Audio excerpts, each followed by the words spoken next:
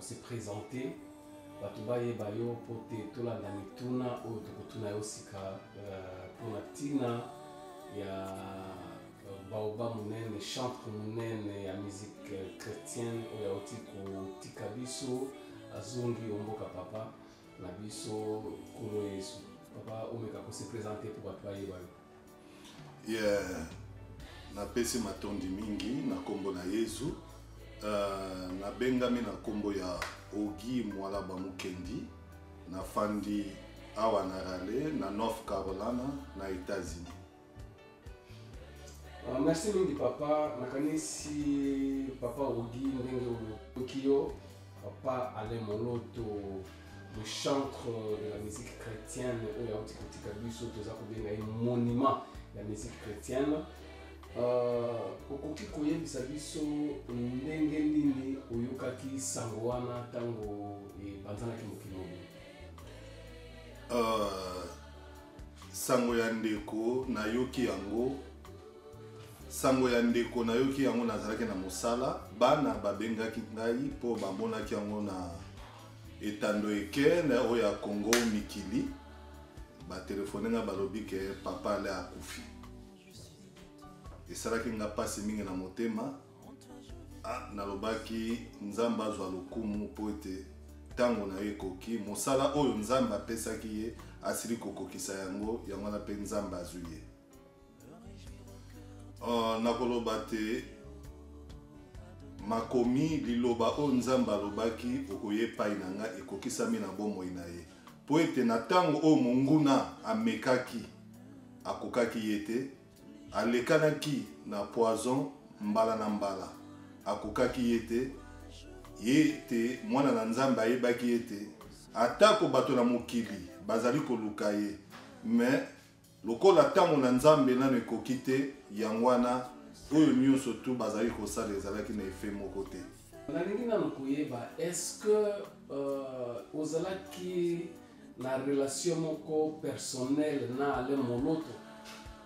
Yambo te ya koyanola na mutuna wana na koloba ete nayebaki nanu papa ale te, nayokaka nanu kombo na ye te mpe namonaka ye te, mais eloko nini nayaki osala te nayeba ye, nayokaka nzembo na ye moko oyo babengi ezali na titre ya uta nakoma kosambela.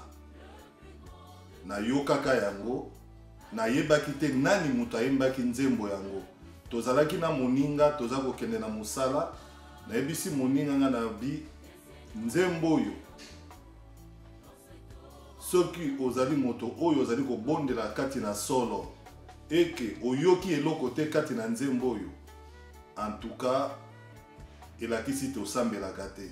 Po soki ozali na molimo na solo ozali kosambela Nzambe kati na solo okosentir ete en tout cas quelque chose kati na nzembo pe molimo ekososolisa yo tina na nzembo oyo ezali na kombo ya kimia na motema.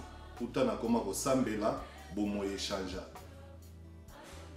Yango nakanisi ete kimia na motema pe ekotaki yo na ntango oyo oyokaki nzembo wana?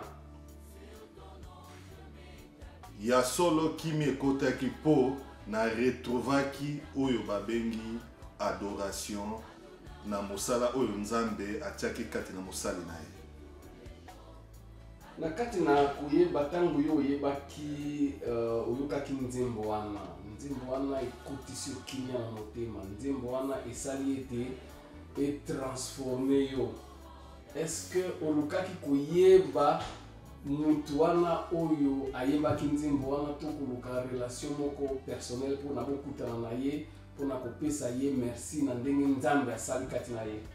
Nalukaki koyeba te yambo ete nayeba meme kombo ya mutu oyo asalaki nzembo wana.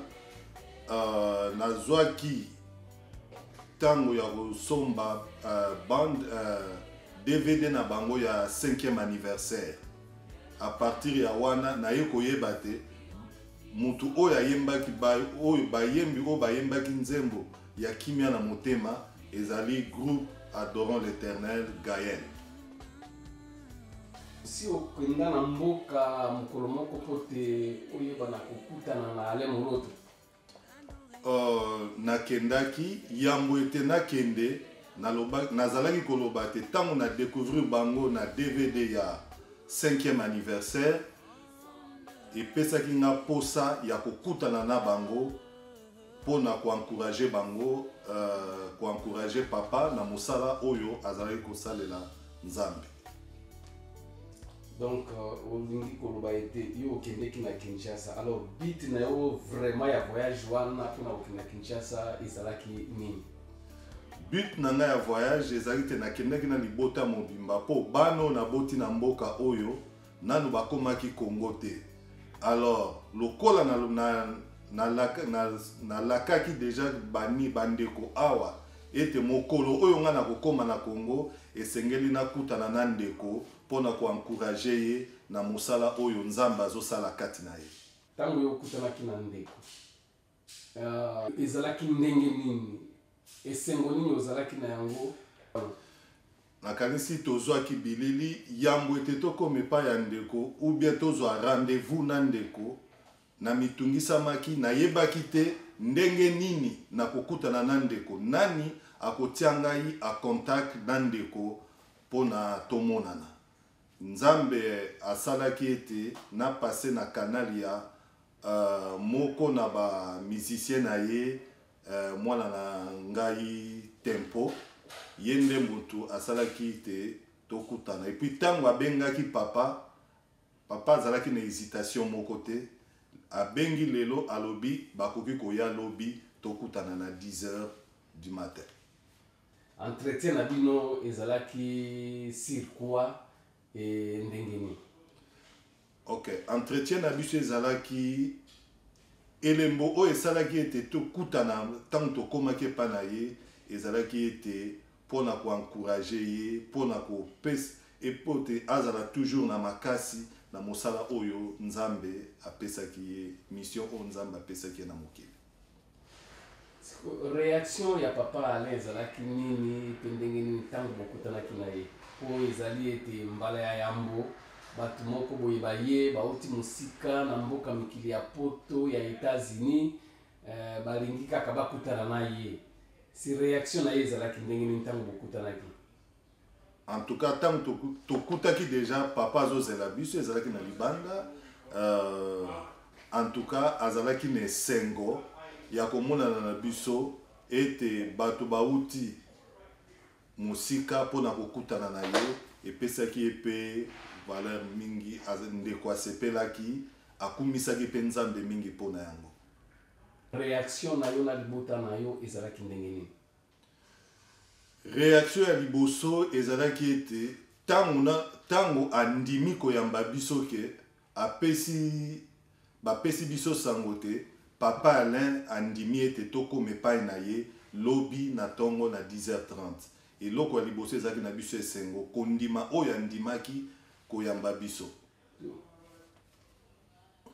En tout cas avant na tobanda masolo na papa namekaki nanu kosala mwa blague nga na bi na découvraka à partir ya nzembo na bino moko boye nalobi nabwaki nini moko azali koloba ntango nzembo yango ezobanda na nini ya bande ya 5e anniversaire alobaki sepela.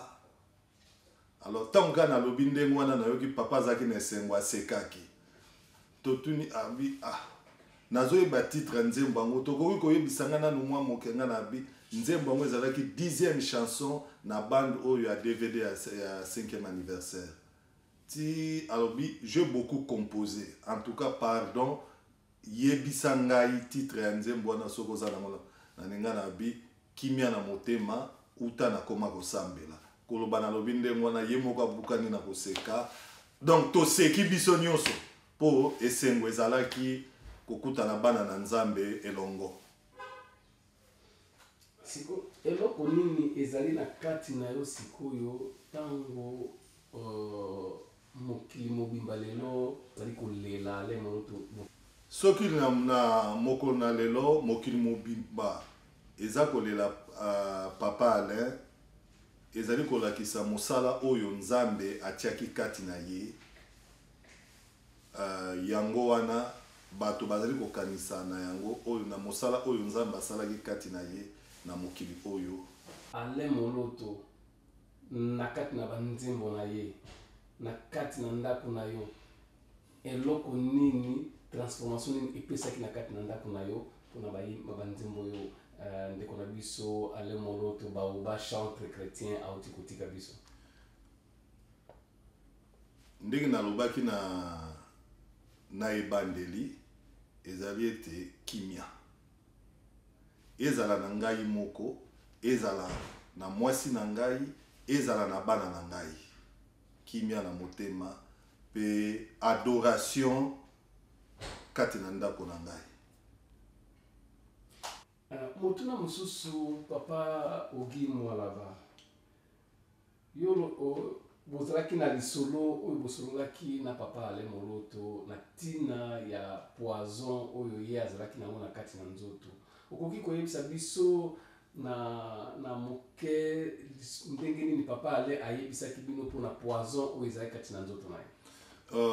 Nakoloba ete ntango tokomaki tosololaki totunaki ye motuna te papa toyokaki ete batielaki yo poison.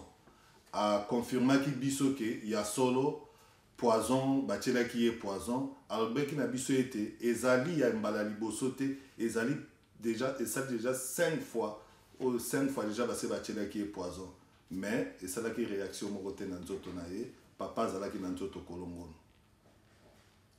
Ya solo nzambe asali mingi na kati na papa na biso Alain Moloto.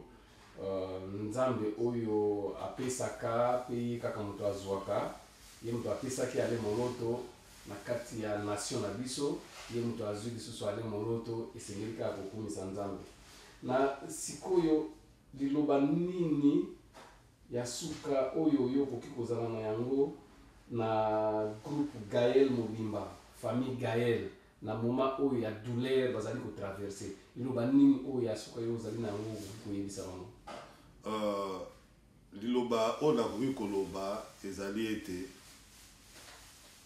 Gaël Mobimba bakretien nyonso tozala tosimba na makasi ete Gaël tozala toujours kati na Yesu. Liloba oyo nazali nango mpona kolendisa bandeko na mokili mobimba ezali ete epai na bana na nzambe elonga ezali toujours. Liwa ya papa Alain ebebisa mitema na biso te. Liwa ya papa Alain epesa biso makasi po ete mosala oyo ye abanda oyo nzambe alakisaki atiaki kati na ye esengeli na biso tokoba na yango pe alobaki ete tokomona victoire na yango. Nakanisi tokokontinue na mosala wana ete vision oyo azalaki na yango pona nation na biso Congo ekokokisama na kombo na Yesu. Merci mingi ndeko na ngai Ogi Mwalaba, nzambe apambola yo. Nakanisi mokili mobimba yoki ndenge nini yo osali intervention na yo kati na bilili na mawa nyonso oza nango mpona tina na Alain Moloto oyo biso nyonso oza nango na kati na mitema po te nzambe oyo apesaki biso auti ko reprendre oyo ye apesaki tokoki kaka kopesa ye lokumu. Lorsque l'épreuve de ton péché parle plus fort que les hommes, il te tend la main, il dit tiens ma main, je t'aime encore. Il t'aimera encore et davantage. Et le chemin restera toujours ouvert pour ta randonnée glorieuse avec lui. Il te saisira toujours par la main. Et quand tu te seras fatigué de marcher, il te prendra dans ses bras. Parce qu'il est amour et il t'aime. Et lorsque tu seras devant les combats de ta vie, il se lèvera pour combattre pour toi.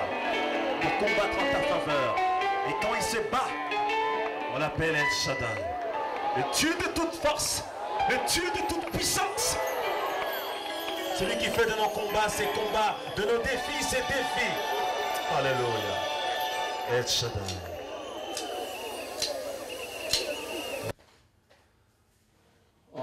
Bonjour pasteur, nous sommes ici devant l'écran, là où le monde entier est en train de nous suivre à propos de la mort de notre confrère Alain Moloto, qui fut chantre et adorateur de l'Éternel, qui chantait dans le groupe Gaël.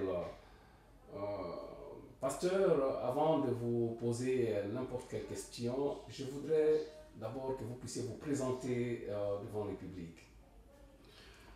Merci beaucoup pour la question. Je m'appelle Pasteur Jeje Mamba. Je suis pasteur titulaire Christ Community Family Church qui suis allé aux États-Unis, au Caroline du Nord. Ok, je comprends la question, merci beaucoup. Vous savez, ici aux États-Unis, il y a des militaires américains qui étaient affectés en Afghanistan, ils étaient affectés en Irak. À la fin de leur mission, ils devraient rentrer ici chez eux. Lorsque le gouvernement a mis fin à leur mission, tous les militaires sont rentrés ici. La même réalité est aussi valable dans le monde spirituel. Alain Moloto avait une mission accomplie. À la fin de la mission, il devait rentrer chez lui. C'est ce qui est normal. Comme nous le savons tous, que ici sur la terre, nous sommes tous des pèlerins. Et notre cité n'est pas ici. Et l'apôtre Paul dit que quand on est absent dans ce corps, on est présent avec le Seigneur. Du moins, nous savons là où il est. C'est ça notre consolation, c'est ça notre réconfort. Parce qu'Alain Moloto, c'est un serviteur de Dieu. Il a accepté Jésus comme Seigneur et Sauveur. Et nous sommes dans la joie. C'est ça le message que j'ai capté. Le message, c'est la prière pour soutenir la famille, c'est la prière pour soutenir les groupes qui sont restés. Vous savez que la famille a besoin de nos prières, ils ont besoin de notre soutien.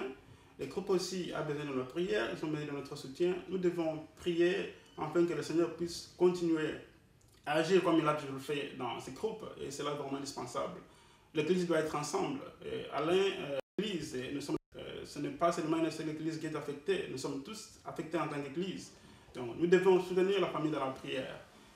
Pas seulement dans la prière, même avec le bien matériel, avec les finances. Nous savons que la famille traverse une période très difficile. C'est le moment où nous devons montrer notre amour notre appréciation envers Alain de tout ce qu'il a fait pour nous. L'un de mes enfants dans l'église, il s'appelle le chef, il a chanté avec Alain Moloto.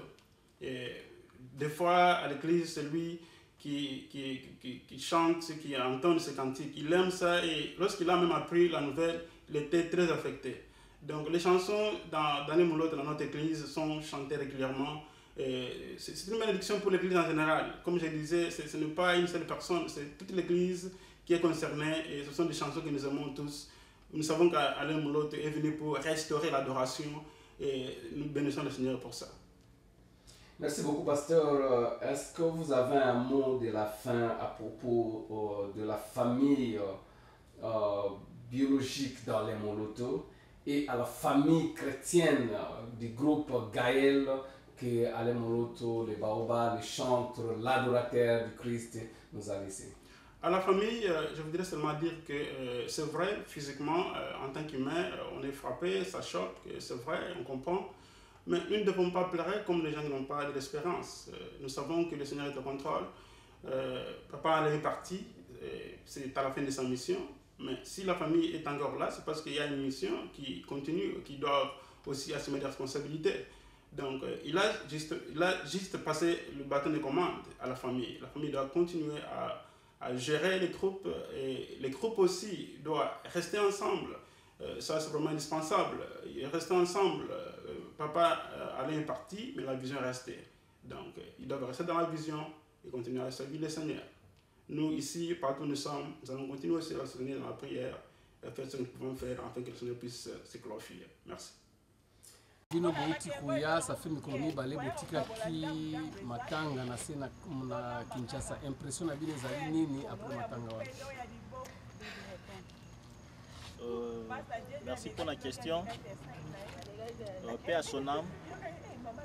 C'est vrai, Alain Moloto a un monument et par lui, Dozu va inspiration et belé. Vraiment, c'est un grand regret. Peut-être mon tout naran naé. Ni toloba. C'est Dieu qui donne, c'est Dieu qui retire. Il y a une pesa qui est une azui. Rien à dire. Vraiment un grand regret. Vraiment, très sincèrement, Nzembo ya frère Alain Moloto et bandaki comme mabiso de temps à autre na présence en Zambie. Donc au travers banzembo naé à tout moment on a qui vraiment kokota tina lié très sain bisika Zambie vraiment à Fandaka. Et voilà. Conseil nini ozali nango ya kopesa le groupe Gaël au batikali Nassim? Conseil Zara toujours il y a unité. Va continuer toujours ndenge bazalaki na vision Alain. Va mon côté contraire et mes capo diviser bango baza toujours unis et surtout va demeurer beaucoup plus dans la prière. Voilà. Merci beaucoup Nzamba Pambolayo. Merci sincèrement. For the death of Alain Moloto. Well, I was a little bit in shock because I didn't really know, but then I figured out who he kind of was because I was like, I didn't know, but I didn't know. And I found out he played my favorite song, Alleluia, Amen, and I love that song, so he's gone. And now he's not the same anymore. He's gone. But he'll never be forgotten. Yep, He'll now always he's in be heaven. the heart. Yep.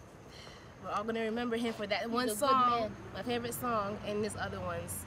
But yeah, he's in a better place now, and he's with his creator. So rest in peace. He lived a good life. Thank you.